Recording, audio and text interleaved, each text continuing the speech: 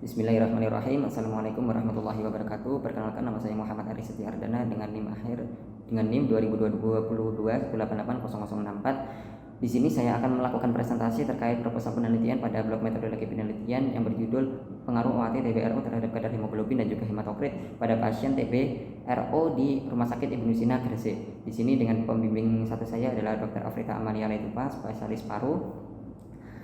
Saya akan membahas kenapa saya memilih judul ini sebagai latar belakang saya. Yang pertama adalah tuberkulosis itu disebabkan oleh bakteri Mycobacterium tuberculosis. Jadi penyakit ini itu masih menjadi perhatian pemerintah kesehatan, khususnya di negara Indonesia sendiri, yang mana pada tahun 2023 Kemenkes itu mengemukakan di tahun 2022 itu Indonesia menjadi peringkat kedua di dunia dengan kasus TB itu sebesar 969.000 kasus, yang mana ini itu cukup meningkat dibandingkan dengan data dari WHO pada tahun 2018 yang mengatakan bahwa Indonesia itu menjadi negara peringkat ketiga di dunia. Nah, lalu WHO pada tahun 2022 itu juga mengemukakan bahwa kasus TB resisten obat di Indonesia itu mencapai 24.000 kasus pada tahun 2020, dan juga adanya peningkatan menjadi 28.000 kasus, yaitu peningkatan sebesar 4.000 kasus pada tahun 2021. Lalu karena judul saya itu adalah pengaruh OAT TBRO terhadap kadar hemoglobin dan juga hematokrit, maka ada obat yang saya pilih untuk menjadi penelitian ini, yaitu obat linezolid dan juga obat bedaquiline.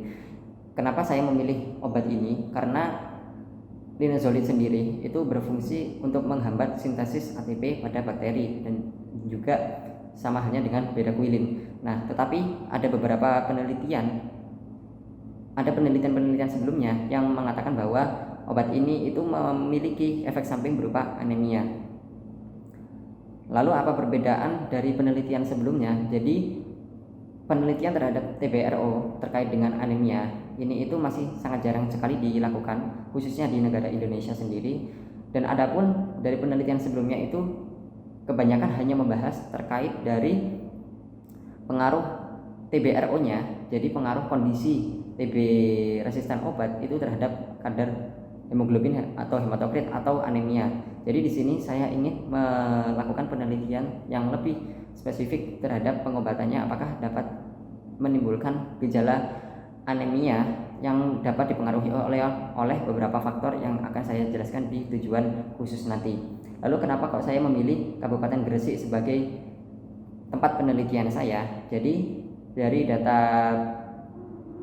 yang saya peroleh di BPSKG pada tahun 2024 itu mengemukakan bahwa adanya kasus TB di Gresik sebesar 3.388 kasus, dan saya juga sudah melakukan riset di RSUD Ibnu Sina sendiri sebagai tempat penelitian saya, bahwa pada tahun 2016 itu ditemukan bahwa adanya 41 kasus TB multidrug resistan atau TB-MDR, dan pada tahun 2017 itu meningkat menjadi 45 kasus.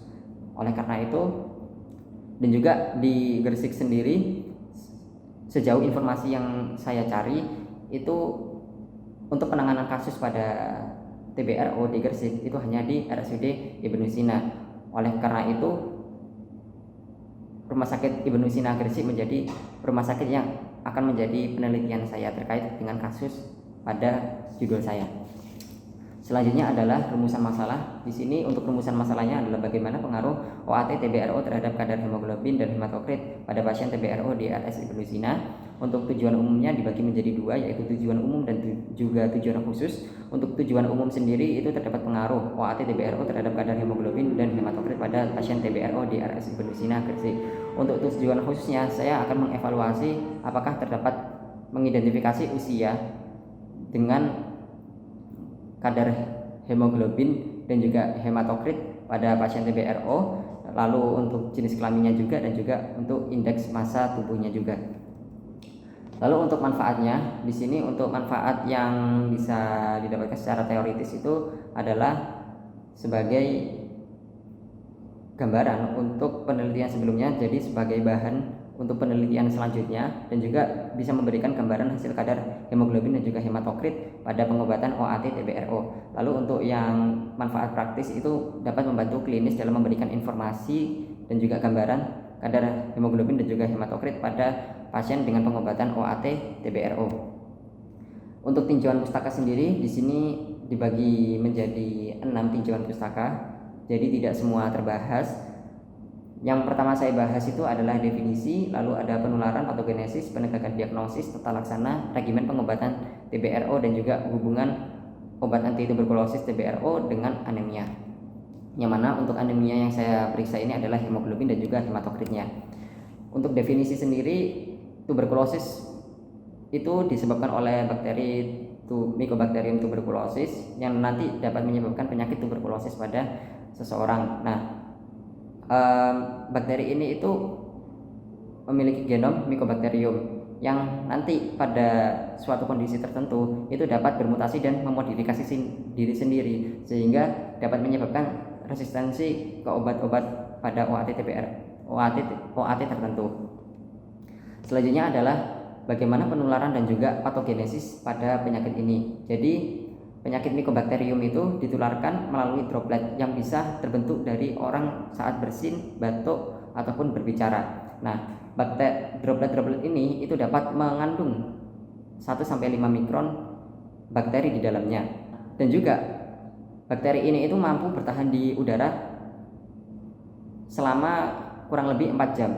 Karena adanya pasien yang sudah mendapati penyakit TB di dalam dirinya, maka dia bisa menularkan ke orang lain, yang mana ini itu bisa menyebabkan orang lain juga mengidap penyakit TB dari penularan yang sudah disebabkan oleh orang yang menderita TB sebelumnya. Adapun juga penyakit ini itu dipengaruhi oleh beberapa faktor. Yang pertama adalah lingkungan, kondisi ruangan, dan durasi seseorang terpapar udara yang terkontaminasi.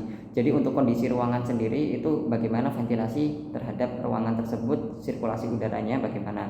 Untuk menjadi TBRO ini itu bisa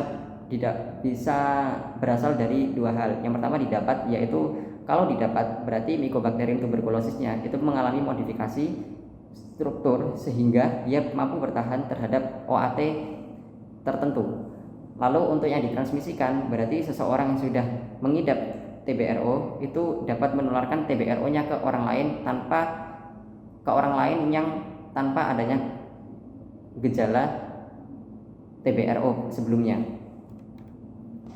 Lalu selanjutnya adalah penegakan diagnosis dan juga tata laksana. Untuk penegakan diagnosis sendiri itu ada beberapa macam. Yang pertama kali dilakukan untuk pemeriksaan TB itu adalah pemeriksaan mikrobiologi yang bisa diambil dari cairan sputum, cairan cerebrospinal, lalu cairan pleura, urin, darah, dan juga feses. Nah, selanjutnya adalah tes amplifikasi asam nukleat atau yang biasa disebut dengan NAAT. Itu dapat memprediksi resistensi pada lini obat pertama ataupun lini obat kedua berdasarkan dari mutasi penyebabnya. Selanjutnya ada pemeriksaan penegakan diagnosis menggunakan LPAS atau line probe assay. Itu dapat mengidentifikasi resistensi terhadap lini obat pertama dan juga kedua. Lalu ada PCR real time yang mana ini itu dapat mendeteksi mutasi penyebab resistensi pada MTB, dan yang menjadi rekomendasi oleh WHO itu adalah Expert MTB RIF Ultra, yang dimana untuk ini itu dapat mendeteksi MTB dan juga memeriksa resistensi terhadap rifampicin. Untuk obat dari TBRO sendiri di Indonesia itu ada 3 grup A, grup B, dan juga grup C. Lalu untuk tata laksananya itu yang menurut dari petunjuk teknis penata laksanaan TBRO di Indonesia pada tahun 2024 itu penata laksananya sudah menggunakan regimen yang mana ini itu berdasarkan dari beberapa kriteria yang harus dimiliki oleh pasien. Jadi regimen yang pertama itu adalah BPA-LM. BPA-LM ini dapat diberikan pada pasien dengan TB RR atau TB MDR, yang mana ada beberapa kriteria yang dapat diberikan kepada pasien itu. Untuk BPA-LM berarti obat yang diberikan itu adalah bedaquiline, pretonamid, levofloxacin atau moxifloxacin. Lalu untuk yang selanjutnya adalah regimen BPAL. Untuk regimen BPAL ini itu dapat diberikan pada pasien dengan resistensi obat jika sudah diketahui bahwa pasien tersebut TB pre-XDR, pre-extensive drug resistant. Yang mana untuk pengobatan pada kedua regimen ini itu durasinya adalah 6 bulan. Selanjutnya apabila pasien yang tidak memenuhi kriteria untuk diberikannya pengobatan BPA-LM itu bisa mendapatkan paduan pengobatan 9 bulan. Untuk paduan pengobatan 9 bulan ini itu dibagi menjadi dua, yaitu pada paduan etionamid dan juga pada paduan linezolid. Nah, untuk paduan etionamid itu sendiri itu apabila didapatkan pasiennya itu dalam kondisi yang cukup parah seperti hemoglobinnya yang rendah, adanya gangguan pada optik pada awal pengobatan dan lain sebagainya. Sedangkan pada paduan linezolid itu apabila tidak didapati kriteria-kriteria yang mana itu ada di dalam etionamid. Nah, untuk yang BPAL jika tidak dapat diberikan, maka kita bisa melakukan regimen pemberian paduan 18 sampai 20 bulan atau jangka panjang atau yang biasa disebut dengan individual. Selanjutnya adalah pengaruh OAT-TBRO dengan anemia. Sebelum di sini saya akan menjelaskan terlebih dahulu terkait dengan anemianya. Jadi anemia itu adalah suatu kondisi di mana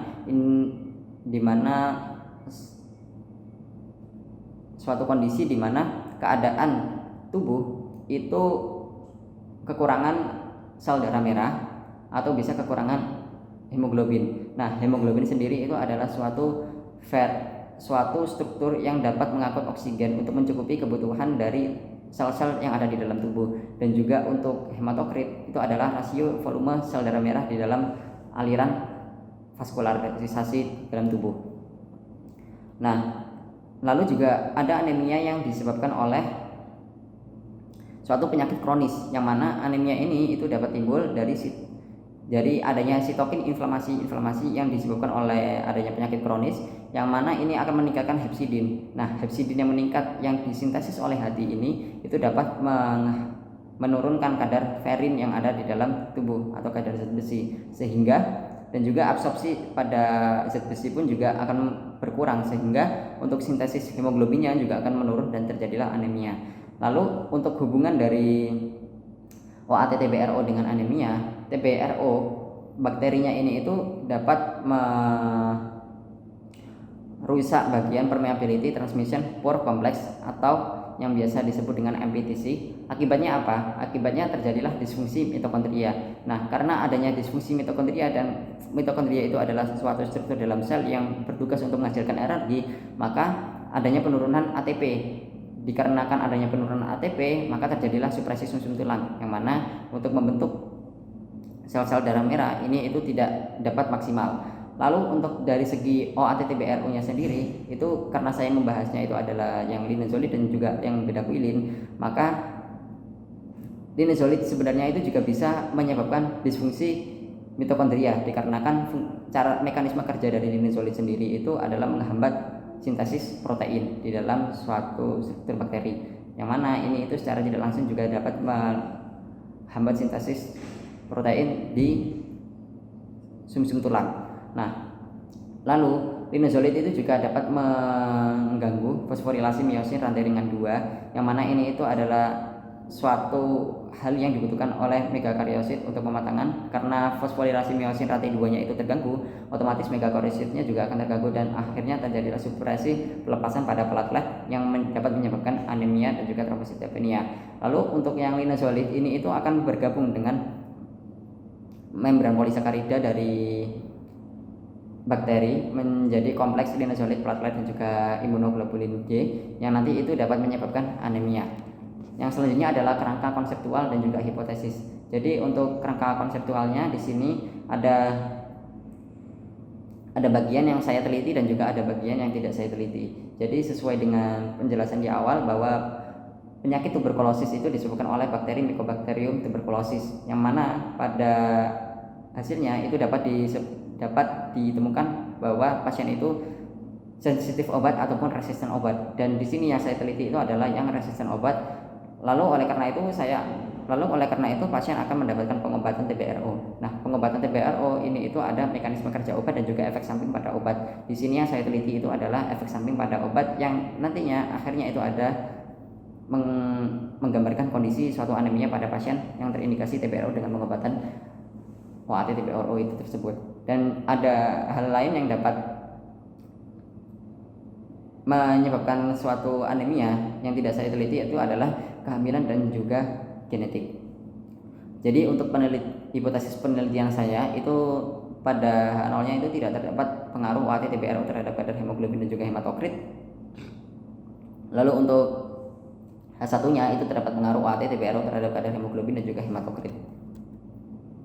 Di sini untuk jenis dan rancangan penelitian pada bab 4 itu adalah penelitian yang saya ambil itu penelitian rekam medis, jadi penelitian data sekunder yang kuantitatif analitik dengan desain studi kohort retrospektif. Jadi saya akan meneliti pada pasien dengan pengobatan OAT TBRO yang menjalani pengobatan tahap intensif atau pada tahap 6 bulan. Lalu untuk populasinya sendiri itu adalah seluruh pasien TBRO di RSUD Ibnu Sina Gresik dengan informasi lengkap terkait dengan jenis OAT dan juga pemeriksaan darah pada laboratoriumnya.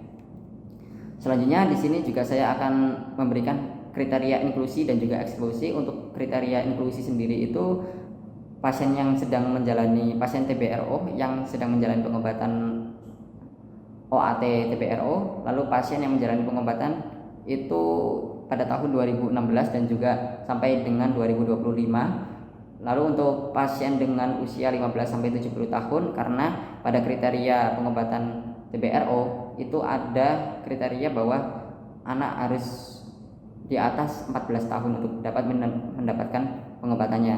Lalu untuk pasien yang dilakukan pengukuran HB dan juga HCT secara berkala. Untuk kriteria eksklusi yaitu adalah pasien TBRO dengan penyakit komorbid, penyakit seperti penyakit ginjal kronis atau PGK, lalu ada penyakit hati kronis dan juga autoimun seperti lupus erythematosus dan juga autoimun aplastik. Lalu autoimun hemolitik yang lainnya juga. Lalu adanya pasien dengan anemia selain TBRO, pasien wanita yang sedang hamil, yang mana pasien ini hamil itu dapat mempengaruhi anemia. Lalu pasien dengan data rekam medis yang tidak lengkap dan juga pasien dengan kondisi anemia sebelum pengobatan TBRO dilakukan. Selanjutnya adalah besar sampel. Di sini besar sampelnya saya menggunakan rekam medis. Lalu teknik pengambilan sampelnya adalah total sampling, dan selanjutnya adalah definisi operasionalnya. Di sini untuk definisi operasionalnya itu terbagi menjadi variabel dependen dan juga independen, yang mana untuk variabel terikatnya itu adalah kadar hemoglobin dan hematokrit dengan skala data rasio, dan juga untuk variabel independen yang bebasnya itu adalah jenis OAT TBRO yang digunakan, yaitu linezolid juga bedaquiline, yang mana untuk skala datanya adalah nominal. Lalu untuk instrumen penelitian adalah data sekunder rekam medis dan juga lokasi dan waktunya ada di RSUD Ibnu Sina dengan durasi sejak bulan April sampai hingga Desember 2025. Untuk bagian alur penelitian itu perizinan penelitian di FKUM Surabaya, lalu perizinan penelitian di RSI Ibnu Sina Gresik, populasi pasien TBRO di RSI Ibnu Sina Gresik, pengambilan data rekam medis, kriteria inklusi dan juga eksklusi yang nanti akan menghasilkan sampel pada pasien TBRO di RSI Ibnu Sina Gresik. Lalu saya akan melakukan observasi regimen dan juga kadar HB/HCT, penginputan data, analisis dengan uji bivariat menggunakan SPSS, hasil penelitian, dan akhirnya nanti kesimpulan. Untuk cara pengolahan data di sini ada 5 tahapan. Yang pertama adalah pengoreksian data, yang kedua adalah pengelompokan data sesuai dengan kriteria, yang ketiga mengklasifikasikan data, memasukkan data dalam bentuk tabel, kemudian melakukan uji pada aplikasi SPSS, dan juga selanjutnya adalah kesimpulan. Nah, untuk analisis datanya saya menggunakan uji bivariat yang nanti akan diujikan distribusi normalitasnya terlebih dahulu, dan nanti untuk tesnya itu sesuai dengan data distribusi normalitasnya. Terima kasih, mungkin itu saja yang dapat saya sampaikan. Kurang lebihnya mohon maaf. Wassalamualaikum warahmatullahi wabarakatuh.